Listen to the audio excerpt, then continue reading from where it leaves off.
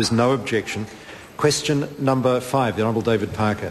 Sir, my question is to the Prime Minister. Does he stand by his statement that, quotes, "We are trying to change the economic picture to encourage more New Zealanders to stay," end quotes, in light of the total of 3,300 New Zealanders who left New Zealand for Australia last month, which topped the previous record of 2,900 set in May 1979?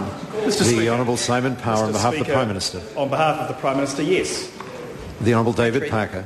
Does the Prime Minister accept that the 3,300 New Zealanders who left for Australia in May topped the previous record for May of 2,900 set 32 years ago under his predecessor, Mr Muldoon's National-led government? The Honourable Simon Power. Well, Mr Speaker, on behalf of the Prime Minister, that may be the case, but because of fluctuations, it's better to take a year-by-year perspective. And that shows that the net migration of New Zealanders to Australia in the year to May was lower than in the year to May 2009, the year to May 2008, and the year to May 2001. The Honourable David Parker. Which factor is most behind the record surge in New Zealanders leaving for Australia? The wage gap, which has grown substantially rather than narrowed under this government, despite National's election promise to the contrary? Or is it the higher minimum wage in Australia, which at $15 an hour converts to 20 New Zealand dollars per hour? Or is it the better savings and investment record that they're heading for in Australia instead of cuts to KiwiSaver?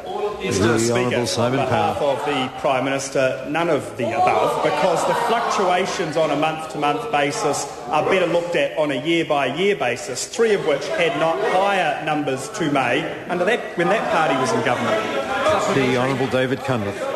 Why does the government keep blaming the earthquake in Christchurch for New Zealand's problems when the increase in departures from Christchurch over the previous year was 300, less than 10% of those total departures in May?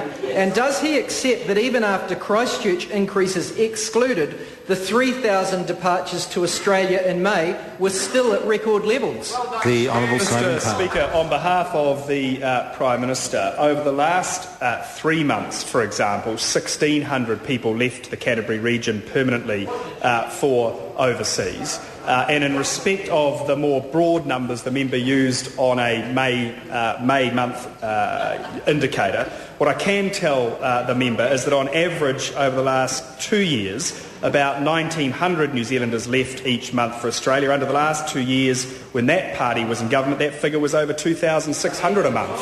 The Honourable David Parker.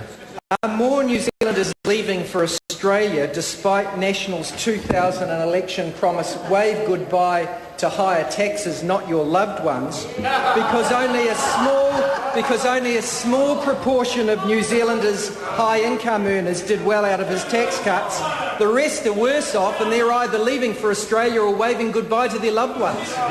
Mr Speaker, on behalf of the Prime Minister, using year-to-May figures, no, because that number was higher in 2001, 2008 and 2009.